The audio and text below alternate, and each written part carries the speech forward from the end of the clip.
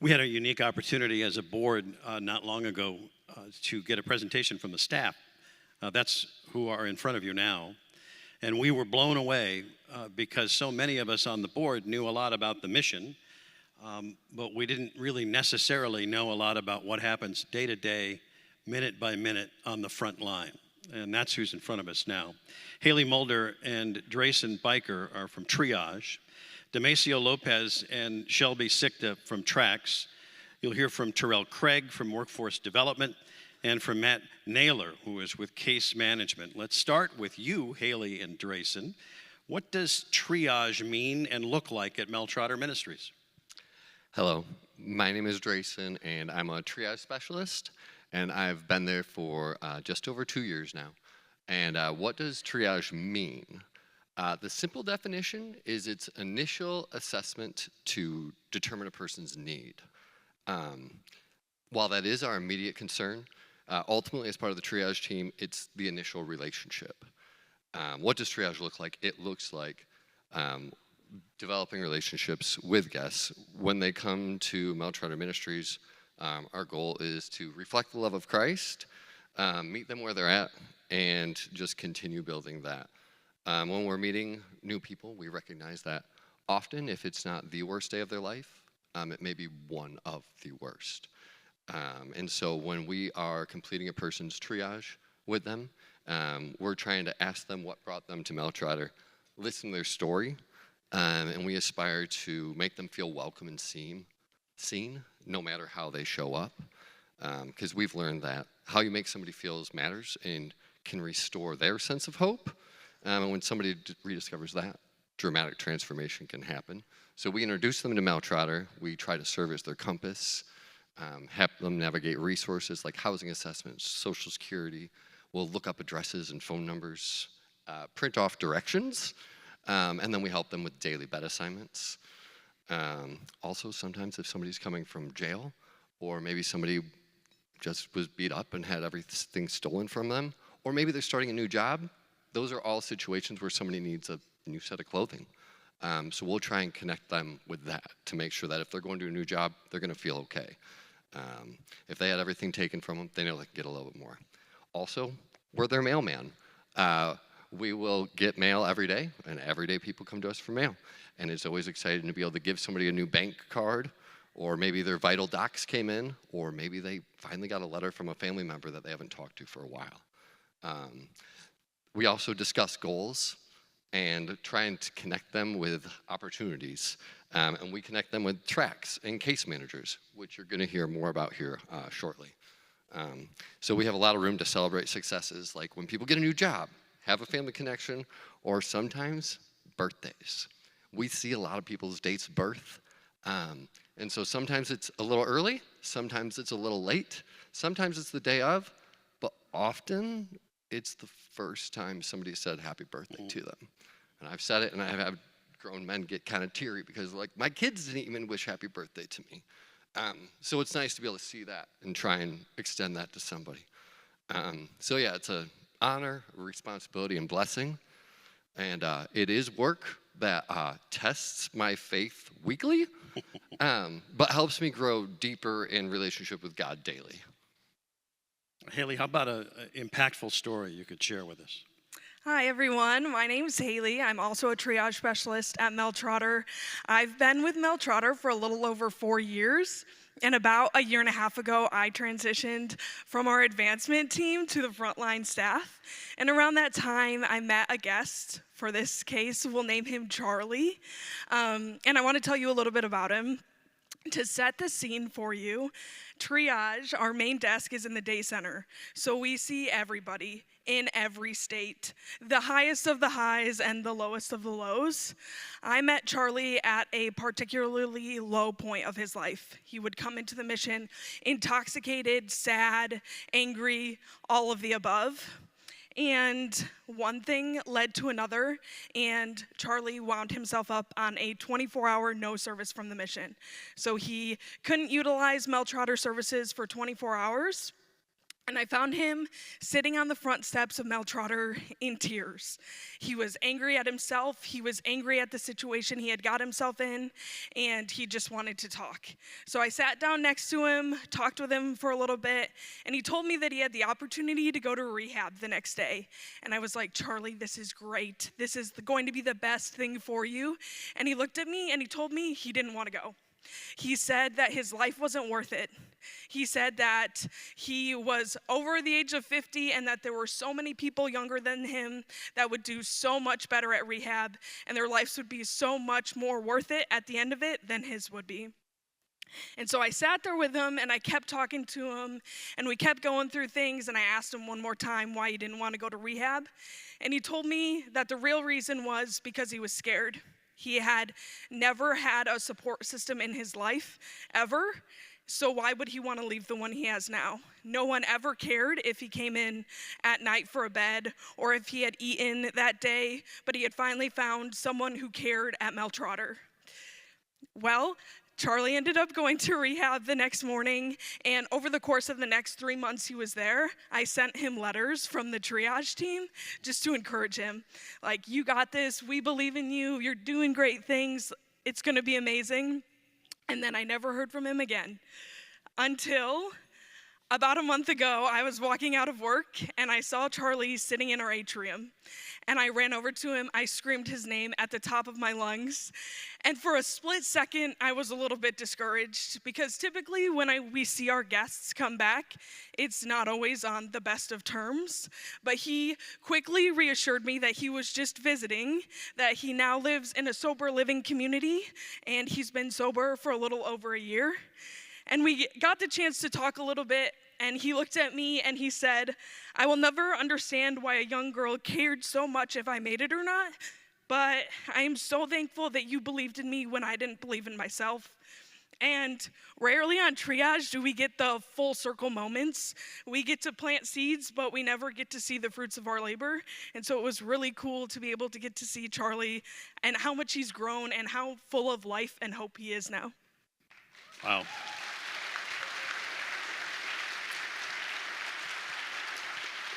So, Shelby and Damasio, what does TRAX mean, and what does it look like at Mel Trotter? Hi, everybody. I'm Shelby. I have been at Mel Trotter 10 years. I have had a variety of roles while I've been there, but currently I have the privilege to walk alongside the triage team and the TRAX team as the Director of Guest Services. So I'm going to share just a little bit about what TRAX are. About 2 years ago, we decided to change our program model into a case management strategy that's really focused on an individualized plan. Traditionally, 90-day programs kind of have a box that everyone is supposed to fit into. But what we know to be true at Mel Trotter is that everybody comes in to our doors with different barriers, different challenges. They have their own timelines, and they also have their own goals. So we know that that 90-day program just really wasn't going to fit.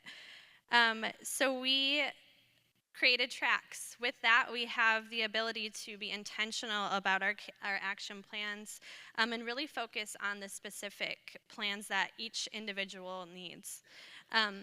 With that, some guests may be there for 2 weeks, some may be there for 2 months, some may be there for close to a year, but that's okay with us. The timeline doesn't really matter as long as we see forward movement toward stable housing and a sustainable income. So we do have 5 different sections of TRAX. We have our fixed income for anyone that's receiving Social Security or disability benefits. We have our employed track that is for anyone that is working 25 hours or more. We have our addiction recovery track that is for anyone that's recovering from a substance abuse. And we have our youth track that you will hear more about shortly, and our workforce development track that Terrell will share briefly also. So all tracks have guest case managers that walk alongside the individual. They work on intentional action plans. They have one-on-one meetings. They also guide them through their faith journey in the process. All guests have access to 3 meals a day. They have access to laundry facilities. We have in-house medical services available. They have 24/7 access to their suites, and they are able to be connected to a community. Being connected to a community is honestly the most crucial part that we play. We know that individuals aren't experiencing homelessness because of lack of resources, but because of a lack of community. So our aim is really to set each individual up and see them succeed as they're using Mel Trotter just as a stepping stone to their journey of ending homelessness. Thank you. Demasio, can you share an impactful story that you've seen at Mel Trotter? Uh-oh, it's my turn. Hi, everybody. My name is Demasio Lopez, and I have been at Mel Trotter for about 9 years now, and I am the tracks coordinator, and I have the honor and privilege of working alongside of our case managers and overseeing our tracks to make sure that the guests are getting the best support possible, and also the guests are getting everything that they need so they can end their journey of homelessness. One of the most beautiful things about tracks is that guests get to go on and obtain housing and move on from Mel Trotter.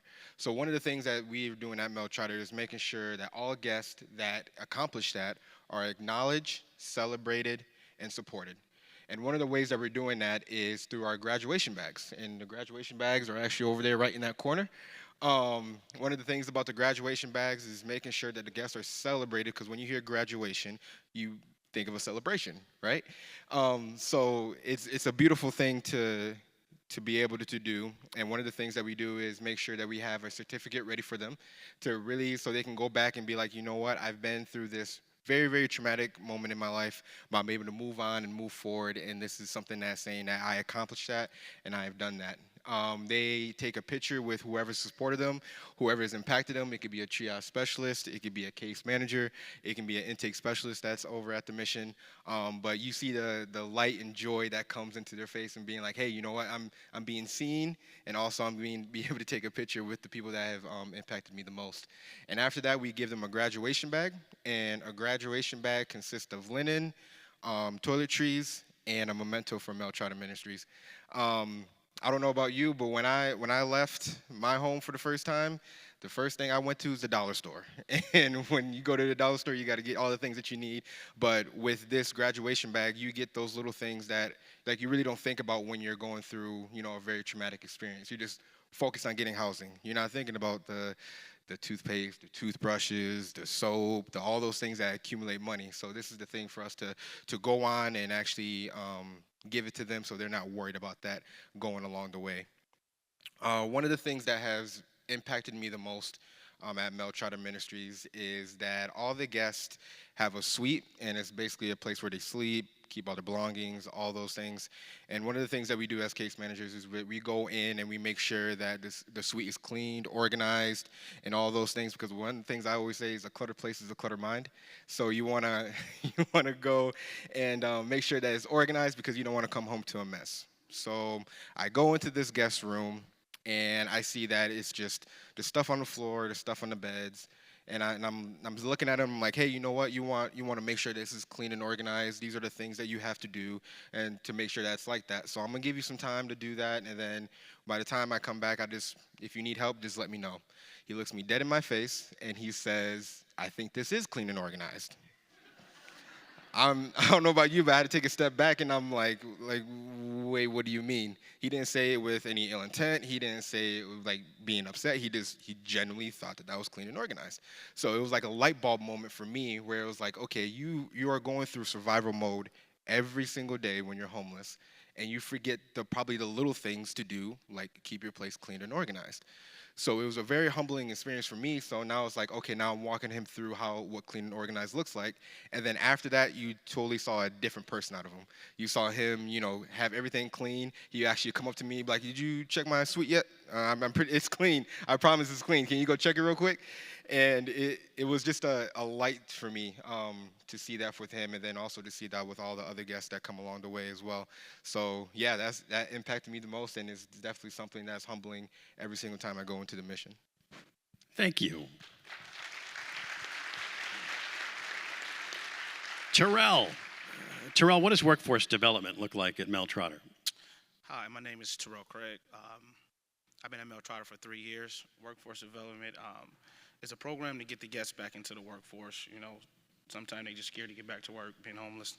So we run a 4-week program, just teaching them on soft skills such as time management, conflict resolution, setting boundaries, things of that nature to get back in the workforce. So we also have a program to where we work with Peter in the kitchen to teach them how to work alongside other people in the kitchen so they have the soft skills and working in the kitchen. So they got to do 25 hours in the kitchen, plus they go to work to our classes for 4 days out the week. It helps them just get ready for work, you know. Like we had class 2 days ago, and we just had our guys opening up. We had 2 guys crying in a classroom, just talking about roadblocks that they're going through, and we all just come together. And then after that 4 weeks, when the class completed, we contact employers and get them back in the workforce. So that's what workforce development is. Talk to us a little bit about some of the good work you've seen done. You have an impactful story to share? Yes, we have a great impact story. This guest's name will be Johnny. When I first started at Mel Trotter, I was triage. So I was his first contact. He came in. He was struggling. He didn't know what he wanted to do. I gave him some resource to go to a temp service. He found a job. About a week later, I didn't see Johnny. So I go, okay, he just left. You know, we always see that. So then about 3 months later, this guy sitting to the right of me got promoted to being a case manager. So I go down to the day center, and I see Johnny again. So I run to Demasio. I'm like, Demasio, he got to be on my caseload. He got to be on my caseload. So Demasio added him to my caseload, so he's working. I meet with him for about 2 weeks, and I go to his suite, and his bags are still there, but I don't see him. So again, he left me again. So I'm like, okay, he'll come back around. So about 5 or 6 months later, I switched over to workforce development. And I go down to the day center, I'm like, that can't be Johnny. That can't be Johnny. And I'm like, God just working mysterious ways. So I go up to him and I say, hey, I got the perfect program for you. I'm like, we workforce development. We can get you working, get you into transitional housing. He was like, okay, I'm down for it. So before they come in workforce development, we do some vetting and recruiting to make sure they're ready to go back in the workforce. And he was honest with me. You know, he was saying he was still using, and he's not sure if he's ready to go back. So that's when I contacted Matt over here and said, hey, I got a guest for you. Go to Step Up. So he completed Step Up, and it's 90 days he can come to workforce development. So now he come to workforce development. He completed our 4-week program. We find him a job. He was honest with me, said, Terrell, I don't think this job, it don't pay enough. It don't pay enough. I'm like, just wait it out. Just wait it out. It started off part-time. He got full-time work. And then we had a job fair at the Rapid. And we told Johnny about the job fair. Johnny went to the Rapid, and Johnny landed a job at the Rapid, and he's driving for the Rapid still. He's been clean for over a year. He moved out of Mel Trotter with a tremendous amount of money saved. And the best thing for me is Johnny come back and talk to our guests for motivation. He's the last person of our class that he talks and motivate the guys and tell them that they can do it. So that's the impact story. Well done.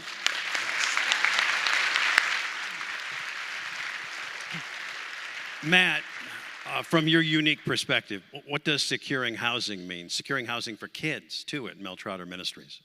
Hi, my name's Matt Naylor. I'm a case manager at Mel Trotter. I've been there for about 4 years. So today I want to talk about the youth specifically. So when I'm talking about, so I've been a homeless youth myself. And when I'm talking about the youth, I'm talking about 18 to 24-year-olds. Many of them come to us from broken families. They come from neglected homes without basic life skills.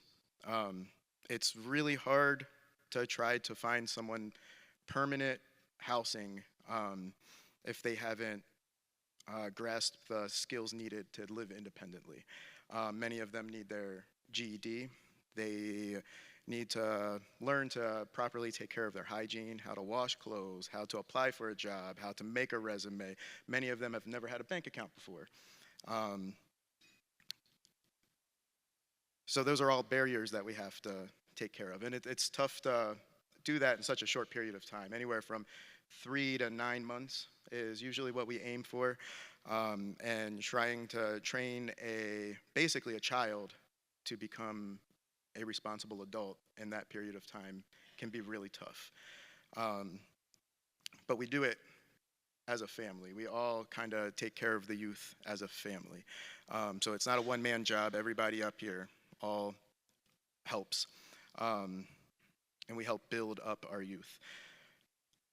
So once we start knocking out these barriers, we get them their vital documents. Many of them have never had a license or an ID or a social security card or a birth certificate. And once we get all of those things out of the way, then it's time to find work. Sometimes I'll send them to Terrell here for workforce development, and he'll get them all amped and motivated to go work and make them reliable and responsible. And so they go and they work and they start saving money, and then we have all these options that they have to choose from. So we have transitional housing, there's Job Corps, there's subsidized housing, and many of our youth actually will just go and find an apartment on their own. Once they're given the guidance and the motivation and the confidence to know that they can go and find housing and move into this housing, and as long as they are responsible, they can keep it.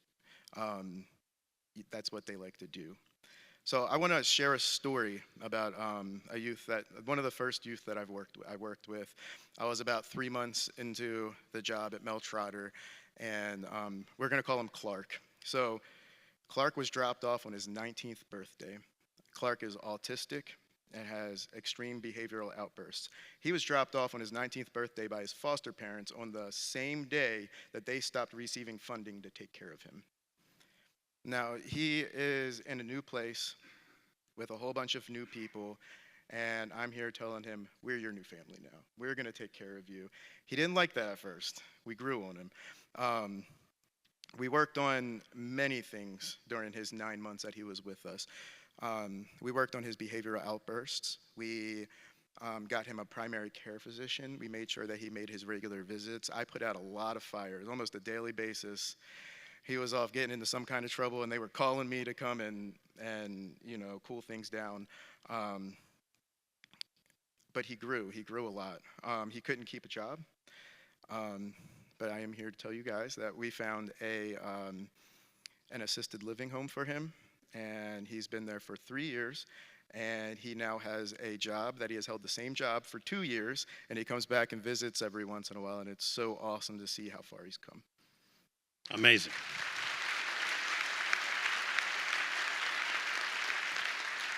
How about another round of applause for the frontline workers at Mel Trotter Ministries? Thank you.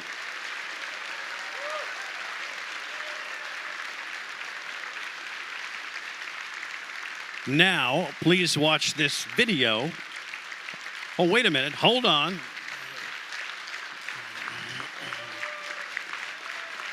Well deserved. I'm going to get up